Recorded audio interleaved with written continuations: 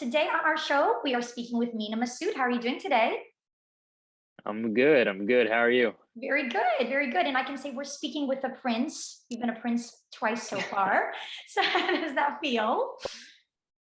Yeah, it's good. It's good. I don't really look at it that way. For me, they're two completely different characters. And Aladdin wasn't a prince anyway. He was just a wannabe prince. But Wannabe. Okay. maybe in the sequel he'll be a prince. Who That's knows? We'll true. see. That's true. Now, when you say sequel, is there going to be a sequel? You know, everybody wants to know that. Is there a sequel in the works? Something? Yeah, they're working on it. I know they're trying to get the script right and trying to get the story right. So I know there's definitely a desire to make it again. But whether it'll ever happen or not, who knows? Well, tell me, because Aladdin was such a big deal, like obviously you being Aladdin, was that kind of like one of your favorite years? Like 2019, it made the whole year, to be honest. Aladdin like made, I think, everybody's year. 2019 was everything. How do you feel about Thank that? Was you. that like one of your favorite years or just overall, what do you think? Well, looking back at it, definitely, right? Because, we came out in May and then by February of 2020, the pandemic hit and everything kind of changed forever. So looking back at it, probably, but I think my favorite part of Aladdin was back in 2017 when we were actually shooting it, when we were actually filming it. That was a Oh, incredible experience. And yeah, I'd say that was my favorite part of the job for sure. that's crazy. 2017, I didn't even know that. That it was so far back in 2019 it was released. That's crazy. Do you still speak to the cat like Yeah. with the cast today? Like do you speak with like Will Smith at all, with Naomi? Yeah, yeah, we keep in touch. We keep in touch. I know we all want the sequel to happen as well. We were very passionate about the project and obviously incredibly thrilled with the results. So I know we all want it to happen as well. So we're all rooting for it. Oh, of course, us too. We can't wait. Do another year of 2019. Make the world good again. You guys can do it. It's up to you guys. I'm telling you. Mark my words, the world will change. Okay, if you could take a magic carpet anywhere in the world right now and travel anywhere you want, where would you go? You can travel anywhere. Oh man, so many places. I've been meaning to get to Southeast Asia. I've never been there before, so Oh, Thailand, wow. Vietnam, the Philippines, Malaysia. I definitely go back to Europe. I've seen so little of Europe. I still want to go to Portugal, Spain, maybe even Iceland. Sweden, Denmark. There's so many places. I mean, Oh, um, wow. I, I'm I'm lucky enough to have traveled in the past 2 years quite a bit, but it was mostly for work. So I'm looking Okay. forward to my next vacation for sure. Well, that's good. Okay, obviously for our Greek radio and Greek listeners as well, you went to Greece. So tell us about that experience. Right, Mykonos, right? You went to Mykonos? Yeah, yeah. We went to Santorini and Mykonos. I gotta say Santorini I liked a little bit better just because of the architecture, and I felt like it was a little bit more peaceful and quieter. But when I got there, we had heard about all these islands that weren't so mainstream that we got to Mm-hmm. check out next time. So yeah, the next time I'm back in Greece, I think that's definitely the plan is to go to some of these islands that aren't as well known Yes. and check them out. You should. Okay. And we got to say, like, you look kind of Greek a little bit. Like, did you get passed off as a Greek person? Because, like, you probably were, like, talking to you in Greek, like, right? Sometimes, yeah, sometimes people started talking to me in Greek, but I think they knew I was Mediterranean, just Okay. You maybe look not it. Greek, maybe You, not Greek. Yeah, okay. Now, did thank you you. pick, did you pick up any Greek? Any, I didn't pick up any Greek whatsoever. oh, no. Do you recognize I Kalispera, Tikanis, Posise, anything?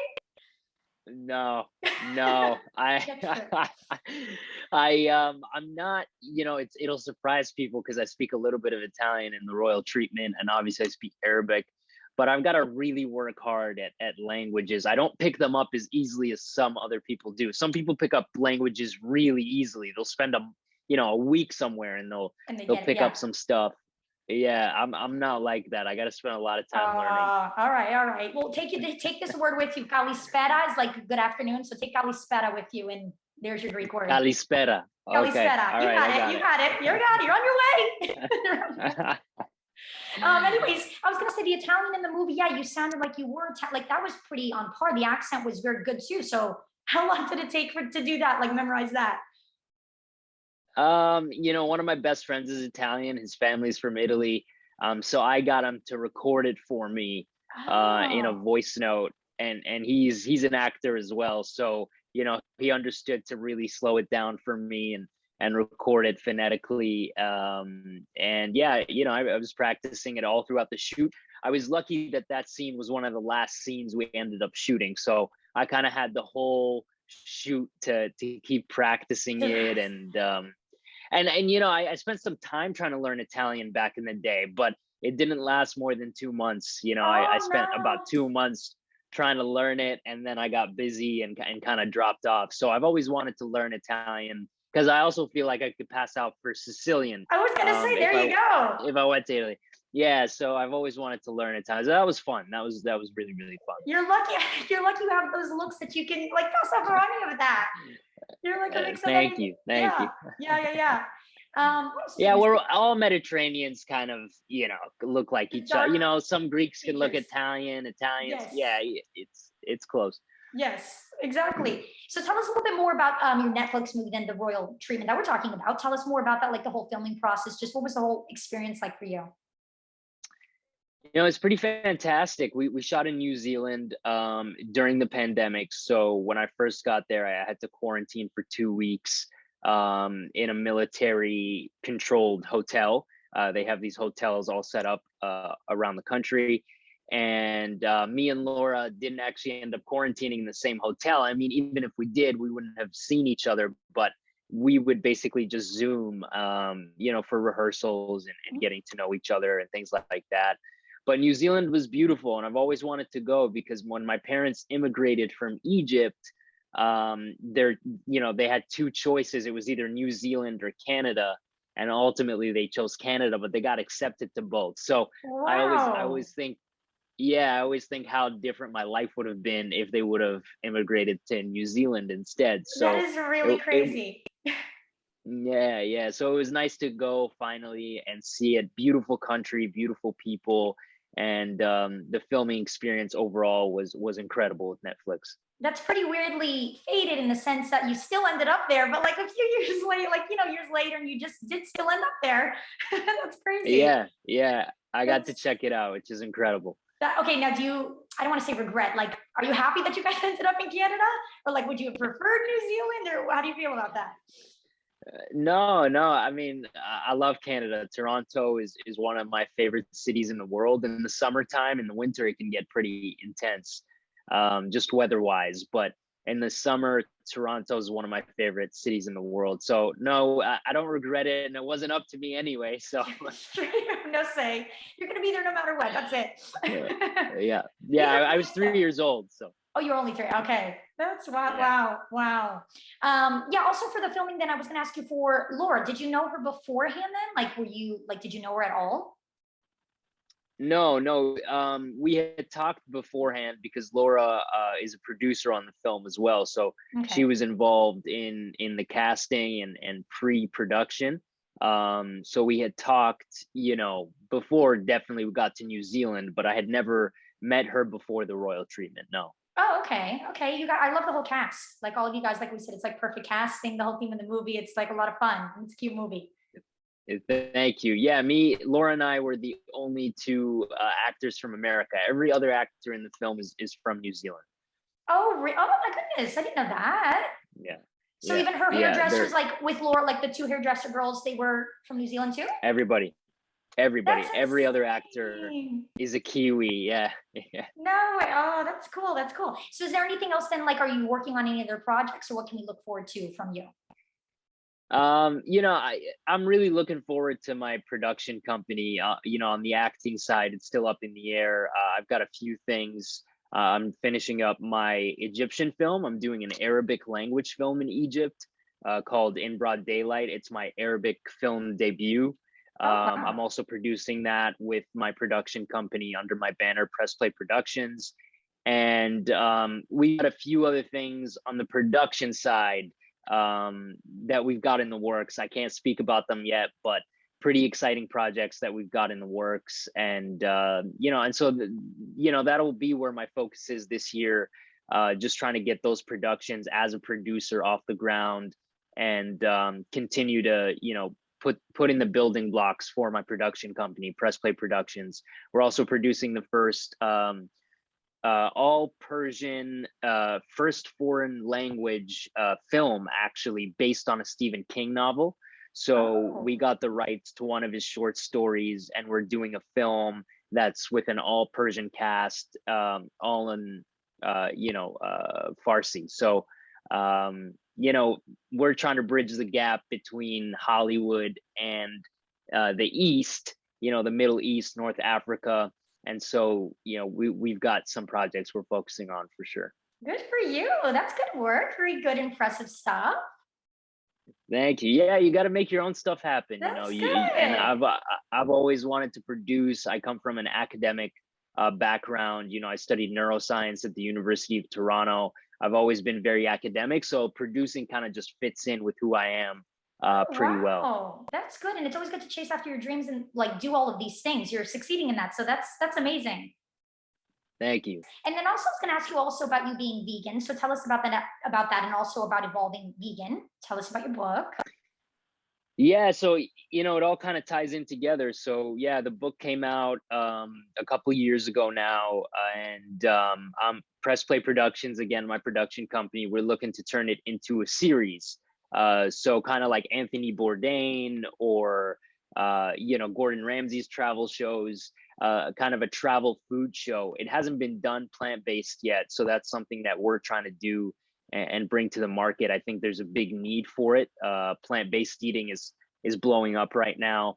And so I think there should be a show that highlights, the great vegan restaurants all around the world. And I think I want to show people, what it's all about. So we're working on that as well, kind of turning Evolving Vegan into a series past the book. And where would that air? Where would the series be aired? Well, that's what we're trying to figure out right now. Okay. We're talking to a few networks and studios and trying to see where its home is going to be. So where it's going to be. Okay, that's exciting too. Can you tell me, so for like a plant-based diet, how do you feel a difference? Like, do you feel energy? Like people lower inflammation, things like that. Do you feel all of those things? Like, do you feel better being vegan? Yeah, I've been plant-based since 2015, so 7 years now, but the whole Evolving Vegan mantra is really to encourage people to just eat less animal products and more plant-based. I've never been a big fan of really just implementing a all or nothing kind of diet or an all or nothing kind of mantra. I think a lot of people get turned off from veganism because they feel like it's too strict, it's too hard. It's too constraining, and Evolving Vegan is all about just encouraging people to eat more plant-based. So yeah, to answer your question, since I've been plant-based since 2015, I've just felt a lot lighter, a lot better. I don't really get those stomach cramps and heaviness that I used to feel when I used to eat animal products. And, I started making progress at the gym that I had never seen before. When I went plant-based as well. So Really? it's helped, kind of every facet of my life. Yeah. Oh, wow. When you do even eating like that, do you eat organic on top of that? Like if you're going to eat anything plant-based, or do you super clean too? Like do you do organic based foods, like things like that? I try to do organic and gluten-free when I can, but again, I think it's more important to allow people the freedom to make mistakes and deviate. Otherwise they'll never try it. So do I do it all the time? No, but I definitely try to when I can. Yeah. Do you have a good is there pizza stuff that's vegan, stuff like that? Is there any good pizza what? recipe? Any pizza recipes you have, things like that people can have vegan type pizzas? Oh yeah, we've got tons of recipes. I mean, my book has over 80 recipes that are vegan. So we've got sausage fajitas in there, meatballs, pizzas. I think we've got 2 different pizza recipes, skillets, all sorts of things. The thing with plant-based now is that there's an alternative for anything that you crave. And I don't encourage people to eat, plant-based meats every day, just like I wouldn't encourage a meat eater to eat meat every day. Right. But yeah, for your cravings, we've definitely got tons of recipes in the book to satisfy your cravings for sure. That's very cool. That's very cool. Awesome. And we're looking forward to the series too. That should be exciting. Thank you. Thank you. Yes, yes, yes. And then I was going to ask you also, next subject at hand. We like talking with our guests about like love related subjects, things like that. I wanted to talk about your relationship if you're open with that. You okay with talking Sure. relationship stuff? Sure. Depends what the Okay. questions are, but Okay, sure. okay. Well, okay. We want to find out, where did you meet Emily? Where did you meet her? Met her in Los Angeles, and we've been together for, about going on 3 years, I think. And I think, like a lot of people, obviously the pandemic kind of sped everything up for a lot of people. So yeah, yeah, that's how we met. Oh, wow. Okay, so who made the first move, or like how did that happen? You met her and then what? Well, we actually met and we talked for a while before we ever started dating. So I knew Em for, I think, about a year before we ever started dating. Um, and so yeah, I mean, I guess she made the first move, but then and then I made a move, but yeah, it kind of all worked out in the end. I think the best relationships kind of often start that way, where you get to know the person, but sometimes nothing happens right away, and then it kind of all falls into place. Okay, so when you first saw her, did you find her as like different? Like, what did you think of her when you first saw her, like ever? First time. Well, she's from a mixed background. She's half Indian, half American. I always think that mixed, people with mixed backgrounds just are very unique looking. So yeah, I thought she was beautiful, and wanted to get to know her, and here we are today. That's awesome. That's awesome. Would you say you guys' personalities, are you two different type of personalities? Are you similar and then that's how you guys get along? No, very different. I would say we're the complete opposite. Oh, Yeah. really? Opposites Yeah, in a attract. lot of ways. Yeah, in a Opposites lot of attract. ways we're opposite. In a lot of ways we're different too. Our upbringings, I think, are very similar. Obviously, she was raised in an Indian household, and I was raised in an Egyptian household. So, both immigrant parents. So there's similarities in our upbringing, but I think personality-wise, we're pretty different. Does she eat vegan too? Like, does she vegan? Yeah, she grew up vegetarian because she's Indian. A lot of Indians, happen to be vegetarian. So she grew up vegetarian, and she's plant based now as well. When we met, she kind of just slowly started cutting out animal byproducts like milk and eggs and things like that. But again, um, she's not strict about it. If she has cravings, she goes for it, which is again what the evolving vegan mantra is all about. Yeah, that's cool. That's cool. Then I was gonna ask you also about your Savage and Fenty show. Like, how did that go for you? Like that experience? How was that? Yeah, it was awesome. It was at a slow time in LA. Everything was kind of shut down here. I think it was still shut down, open, shut down, open. And I got to do it, which was an incredible feeling. I always like getting out of my comfort zone, and walking a runway was definitely out of my comfort zone, but something that I always wanted to do. So get to do it, obviously, for Fenty and Rihanna was perfect. That was cool. We see, because a lot of people like Vanessa Hudgens too. What was it like working with her? Like, what was that like? Yeah, it was great meeting Vanessa. She's like a beacon of light. She's funny, very easygoing, and she was great to work with. We literally met on the runway right before we shot, that segment. So yeah, it was great meeting Vanessa. She's a wonderful person. That would be cool if you guys did a project together, like a movie or a film, something. I picture Yeah, that. I'd love to. I'd love to. I'd love to. Yeah, absolutely. Is there someone that you want to work with that you haven't yet? Obviously, like a dream person you want to work with, actor, actress, anybody? Yeah, I mean, tons of people. Obviously, the people that I grew up kind of aspiring to be like or looking up to, I'd love to work with. Christian Bale, Christoph Waltz, Tarantino as a director, Paul Thomas Anderson as a director, Scorsese. Tons of people. One of the things that I love about this business is just meeting new people and getting to know people, getting to know their artistry, where they come from, how they became artists. Because every artist is different, every actor is different. And so, you know, getting to meet all these different artists and seeing how they work and what makes them, you know, tick, what makes them keep going is always interesting to me. Of course, of course. And then also I was gonna say we see in a lot of like fun facts interviews, you like Mrs. Doubtfire. Is that still ongoing for you? Is it still like your favorite to this point? Yeah, I love Robin Williams, period. But yeah, Mrs. Doubtfire was a film that I definitely grew up on. That and Rush Hour, I grew up on both Oh, those and Rush Hour. films. Mm-hmm. So Chris Tucker was, you know, one of my favorite actors growing up as well. And yeah, I love Mrs. Doubtfire. There's just so many iconic moments in that film, and I think it's just a great example of an actor being able to show different sides of himself in one movie. I think, you know, Robin Williams did a great job of that in Mrs. Doubtfire, Hmm. particularly. What's your favorite part of the movie, Mrs. Doubtfire? Oh man, so many different parts. But you know, I was kind of relating to the almost the end of the movie recently with you know, the success of the royal treatment. The end of Mrs. Doubtfire, when he finally gets to do his show and the producer of his show comes up to him and kind of celebrates with him.